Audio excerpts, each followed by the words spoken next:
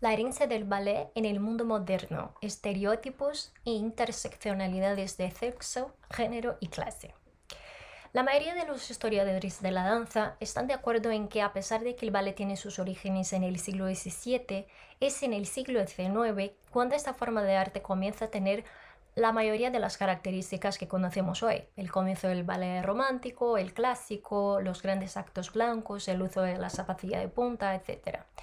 Y es precisamente en el siglo XIX cuando se produce un giro antropocéntrico, descrito por el autor Juan Antonio Sené de Frutos en su artículo Antropocentrismo moderno, una crítica post-ilustrada, donde a través de la encíclica Laudato Si, escrita por el Papa Francisco en 2015, analiza las características de este giro antropocéntrico para describir el comienzo del mundo moderno. Es a partir de este marco teórico que inició mi análisis de los importantes acontecimientos del siglo XIX que han marcado la historia del ballet hasta nuestros días, como la explotación de las mujeres perteneciente a los estratos sociales más bajos y la disminución de la presencia masculina en los escenarios. Sené de Frutos comenta que el surgimiento del antropocentrismo moderno se interpreta como una forma de emancipación o liberación de una vida limitada, gracias a los avances técnicos, científicos y económicos. Sin embargo, esta evolución no solo tiene aspectos positivos, sino que también aspectos claramente negativos y amenazantes para la realidad socionatural en su conjunto. Durante la primera mitad del siglo XIX, por ejemplo, dirijamos la mirada hacia París, Francia, donde se fundó la compañía de ballet más antigua del mundo y que será el objeto inicial de mi análisis por su relevancia e influencia en el mundo del ballet. Francia estaba en este momento en las primeras etapas de su industrialización y sus suburbios se convirtieron en el hogar de migrantes que venían del campo en busca de trabajo y mejores condiciones de vida. Desgraciadamente, estos barrios estaban repletos de casas sucias, insalubres, mal pagadas, y era ahí donde la Ópera de París reclutaba a la mayoría de las jóvenes bailarinas para su cuerpo de baile, apoyados por sus propios padres con la esperanza de encontrar algún apoyo económico para la escasa economía familiar experimentada por estos migrantes. Y también porque ser bailarín estaba tan mal visto moralmente entre las familias burguesas que solo en la clase trabajadora la Escuela de la Ópera de París podría reclutar nuevos estudiantes. A lo largo del siglo XIX, estas jóvenes perpetuaron esa mala reputación, reforzando que cada vez más que las filas de la Ópera de París serían ocupadas por chicas sin importancia social. Los comentarios en París las llamaban petit rat, pequeñas ratas, por supuestamente tratar de mejorar su posición social a ganarse los corazones y los bolsillos de los mecenas adinerados de la Ópera de París. Pero esta lectura claramente antropocéntrica de estas petit rat no lograba ver que este grupo de jóvenes bailarinas estaba formado por niñas de 6 a 8 años que trabajaban 6 días a la semana, provenientes de familias sin figura paterna o madres que eran porteras o lavanderas y donde casi la mitad eran analfabetas. Estas precarias condiciones pronto llevaron a estas chicas a complementar sus economías y avanzar en las colas de la Ópera de París, ofreciendo favores sexuales a los mecenas en un complejo conjunto de prácticas apoyadas y alentadas por varios individuos, incluso los propios mecenas de la Ópera de París como institución y las familias pobres que vieron ahí una oportunidad de aumento económico de los ingresos familiares.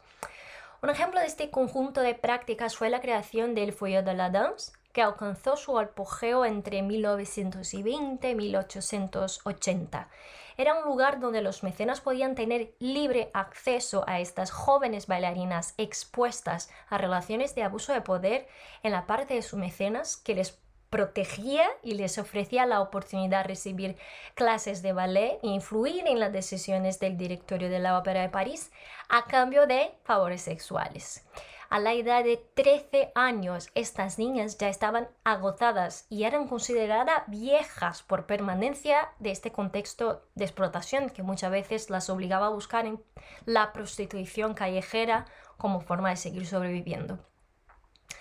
¿Cómo justifica Sené de Frutos? Es adentrándose en estas periferias de la modernidad occidental como encontramos su verdadera historia de exclusión de las condiciones de la vida moderna por parte de estas familias de clases sociales más bajas. La interseccionalidad, concepto que se acuñó por la académica Kimberly Crenshaw para hablar del hecho que muchos de nuestros problemas de justicia social como el racismo, el sexismo, a menudo se solapan, creando múltiples niveles de injusticia social. Entonces,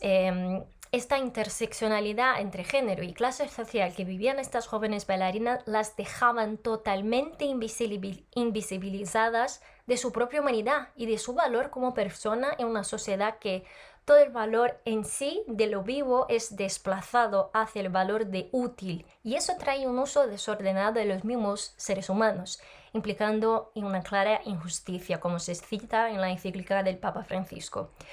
Y más, como explica la antropóloga Henrietta Moore, el concepto de persona no se puede desligar de las relaciones de género. Por esto, tamaña vulnerabilidad sufrían estas estudiantes y jóvenes bailarinas. Me gustaría citar un apartado del artículo de Sendero y Frutos que creo que ilustra bien lo que intento explicar. El antropocentrismo moderno ha terminado situando al ser humano en una suerte de espacio vacío donde no hay relación constitutiva con las otras instancias de la realidad, con su propia corporeidad, ni con la naturaleza que habita, ni con otros modos de ejercer la racionalidad humana en escucha respetuosa de las otras instancias. El sociólogo y antropólogo francés Marcel Mauss había evidenciado a mediados del siglo pasado que la concepción de la persona no es nada evidente ni natural, sino el producto de una larga y diversa historia social variable según el contexto sociocultural con un fuerte contenido moral y jurídico. La investigadora Begoña Grau igualmente explica que el cuerpo, como el género y el sexo, no es un artefacto acabado y natural, sino un elemento simbólico y un vehículo de significaciones sociales. En este sentido, el caso de las Petty Hats en el siglo XIX es claramente un ejemplo de una práctica deshumanizadora y fruto de un contexto sociocultural. Si se analizara este caso concreto desde una perspectiva relativista y antropocéntrica de que personas de diferentes culturas viven en mundos diferentes, entendiendo por personas este pequeño estrato social que estamos estudiando dentro del universo del ballet en el siglo XIX, el antropólogo Clifford Geertz, en el capítulo Antirrelativismo de su obra Los usos de la diversidad, nos ayuda a comprender que en realidad se trata de representaciones indeterminadas y de forma media, que sirven para llenar el vacío que se produce cuando tratamos de procesar más información que pueda abarcar nuestra capacidad conceptualizadora. Los teóricos Montserrat Ventura, Montserrat Clua, Josep Mateo y Beren Stolk explican que no todas las sociedades establecen las mismas categorías ni las mismas fronteras entre categorías. Tampoco se resuelven de la misma manera los intersticios entre categorías, espacios intermedios y las cosas fuera de lugar. Por lo tanto, podría ser que en la sociedad burguesa del París del siglo XIX estas condiciones de invisibilidad y abuso no solo estuvieran permitidas, sino naturalizadas y aceptadas como parte de la práctica social de la época y su contexto. Bajo poquísimas circunstancias, se podría aceptar que una persona de una clase social alta interactuara con individuos de una clase más baja, como sucedió en el Foyer de la Danse. Pero aún así, esta sociedad parisina desdibujó los límites entre estas categorías sociales y creó un espacio intermedio muy particular que benefició las relaciones de poder de los hombres sobre estas jóvenes bailarinas. Como refuerza Sendero de Frutos en su análisis, el camino cultural abierto por la modernidad en los siglos anteriores tuvo y tiene consecuencias sistémicas en toda constelación cultural moderna que se ha ido globalizando en los últimos siglos. En el ballet no fue diferente y estas prácticas dejaron profundas huellas en su cultura y tradición y posibilitaron el surgimiento de diversos estereotipos, como analizaremos ahora. El autor Oliver Listali-Brass, coautor de The Fontana Dictionary of Modern Thought, definió que un estereotipo es una imagen mental muy simplificada de una categoría de personas, institución o acontecimiento que es compartida en sus características esenciales por un gran número de personas.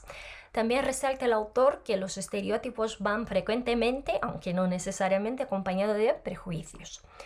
Toda esta situación vivida en el siglo XIX hizo con que las mujeres fueran percibidas como criaturas ingenuas, delicadas y gráciles, por citar algunos de los adjetivos más utilizados para describir a una bailarina, y que los hombres desaparecieran del escenario, punto que explicaré con más detalle más adelante. Este estereotipo aún es compartido por un gran número de personas, sobre todo porque el ballet hoy en día no forma parte del círculo de consumo cultural popular, y como explica el sociólogo francés Pierre Bourdieu en su obra La dominación masculina, lo que la historia parece eterno es solo el producto de un trabajo de eternización, de objetivación, realizado por instituciones interconectadas como la familia, la iglesia, el Estado, la escuela, etc. En el caso del ballet, este trabajo fue eternizado por las grandes instituciones del ballet, como la propia Ópera de París, que estuvimos analizando, como también los individuos participantes de este endogrupo dancístico que transmitieron de generación en generación los valores marcados por esta época y aprendidos dentro de este contexto sociocultural. El psicólogo Henry Tajfel corrobora con Bourdieu en su capítulo Estereotipos sociales y grupos sociales de su obra Grupos humanos y categorías sociales, que es un hecho que los estereotipos son mantenidos por un gran número de personas que proceden de y son estructurados por las relaciones entre los grupos o entidades sociales. Tajfel también nos explica que una de las funciones más importantes de los estereotipos es el papel que juegan en la conservación del sistema de valores de un individuo. Este mantenimiento representa una fuerte protección al sistema de valores existente y cualquier equivocación cometida pone en peligro dicho sistema. Este sistema de valores detrás de los estereotipos asociados al ballet es precisamente el que coloca a mujeres y hombres en una posición de vulnerabilidad, estableciéndose prejuicios vinculados al sexo y al género, tanto de hombres como de mujeres, de que estos bailarinos fueron expuestos históricamente y continúan a serlo hasta el día de hoy. Lo que quiero decir es que los estereotipos no se limitan solo a los escenarios, sino que también se extienden en el contexto social de los bailarines y bailarinas en una sociedad que no separa la interpretación artística de la identidad como persona de estos individuos. Grau nos explica brillantemente que si desde el sexo hablamos de hombres y mujeres, desde el género hablamos de masculinidad y feminidad. Y la autora añade que nuestro contexto cultural actual es el femenino, es prácticamente todo lo que no es masculino y la inversa. La cadena simbólica sexo, género, orientación sexual se polariza en dicotomías excluyentes y supuestamente incompatibles sobre las que se elaboran jerarquías sociales, presuponiendo que todos los hombres tienen que ser masculinos y todas las mujeres femeninas. A partir de este punto empiezo a hablar de hombres y no solo de mujeres, porque los estereotipos creados en el siglo XIX en torno a la mujer asoció el ballet con el femenino y provocó el rechazo de los hombres en este contexto profesional. Como nos aclara Grau, una de las características fundamentales de la masculinidad es que está constantemente bajo sospecha y tiene que ser constantemente probada. O sea, los hombres tienen que someterse a pruebas para probar lo que son, y los bailarines hombres pueden representar personajes viriles en el escenario, pero fuera de él vive una sociedad que cuestiona su pertenencia al grupo de personas que se identifican como hombres, sea por su identidad de género o preferencias sexuales. En el aspecto escenográfico, con su repertorio mayoritariamente decimonónico, el ballet reúne muchas obras que representan este sistema binario y refuerzan esta cadena simbólica hasta el día de hoy, suponiendo una limitación para otros tipos de representación que no son binarias o que son interseccionales. Es decir, los personajes interpretados por hombres deben ser masculinos y los personajes interpretados por mujeres deben ser femeninos, excluyendo cualquier posibilidad de un personaje interseccional como una mujer con características masculinas o un personaje con características no binarias, por ejemplo. ¿Cuáles serían entonces las posibles salidas para superar estas limitaciones estereotipadas de sexo y género dentro y fuera de los escenarios de los bailarinos y bailarines y bailarinas clásicas? Como bien dice Crenshaw, cuando no hay un nombre para un problema, no se ve que hay un problema, y cuando no se ve que hay un problema, prácticamente no se puede resolver. La interseccionalidad histórica entre sexo, género y clase social, y actualmente entre clase y género, que destaco en la parte final de mi análisis, es imprescindible para entender problemas que por muchas generaciones fueron invisibilizados dentro de una comunidad del ballet, y nos ayudan a entender sus impactos no solo dentro de la comunidad dancística, pero también en el entorno social que están situados estos bailarines y bailarinas. Superar estos problemas de interseccionalidad puede ser la clave para dos puntos importantes. Uno es la creación de nuevas obras con lenguaje clásico que no dependan de determinismos binarios y que permitan reflejar toda la diversidad existente en nuestra sociedad actual. El segundo punto es que esto también puede llevar el ballet hacia su sobrevivencia en el futuro, donde los individuos de las próximas generaciones no se verán discriminados por la elección de una esfera productiva que fue asociada a estereotipos prejuiciosos. Para ellos, como nos dije Tashville, es importante entender la función social de los estereotipos y las instituciones que la refuerzan para así fomentar los cambios que son necesarios en estas estructuras. Tomo como referencia la reflexión de la filósofa Chantal Mouffe acerca de lo político y la política en su obra En torno a lo político como punto de partida para plantear estos cambios. Mouffe nos explica que las cosas siempre podrían ser de otra manera y por lo tanto todo el orden está basado en la exclusión de otras posibilidades. Existe un conflicto de opiniones dentro del universo del ballet donde una parte defiende la preservación del repertorio histórico y del patrimonio cultural, coreográfico y escenográfico casi de manera relativista, argumentando que una memoria fidedigna de las obras del siglo XIX es cuestión de comprender el contexto sociocultural en que fueron criadas, liberándose así de la responsabilidad de seguir insistiendo en representaciones que hoy pueden ser claramente consideradas ofensivas, racistas, sexistas, transfóbicas, etc.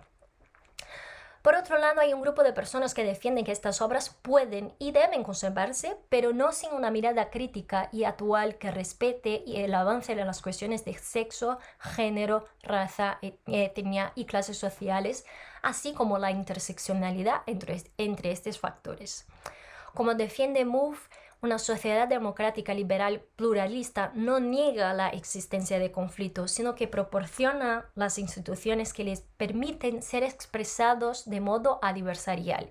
Es por eso que es importante permitir que todos los grupos involucrados, sean ellos las compañías de ballet, pero también los conservatorios, los padres, los alumnos, profesores, adquieran una forma de expresión agonista. La académica Donna Haraway nos recuerda por medio del concepto de conocimiento situado que el conocimiento es siempre parcial, porque el sujeto de conocimiento está ubicado en un sentido político y social. Gertz ya argumentaba que lo que hace que una ciencia avance es precisamente la voluntad de no aferrarse a algo que un día funcionó suficientemente bien y nos condujo hasta el lugar donde estamos, pero que ya no funciona igual de bien y nos mantiene en un punto muerto. Así que creo que se puede aplicar la misma lógica al ballet. Los métodos empleados, las relaciones de poder, las interseccionalidades que generan injusticias y tantos otros problemas no deben ser vistos como una tradición a ser preservada, sino como los primeros pasos de un arte que debe estar en constante movimiento para su preservación y evolución. Termino mi discurso con una cita de Clua Heró que parece pertinente y extremadamente actual. Si recorrer el mundo para domesticar el conocimiento fue un proyecto central de la antropología decimonónica, sigue viva la necesidad de comprender la diversidad de formas de concebir la humanidad en el siglo XXI. Muchas gracias.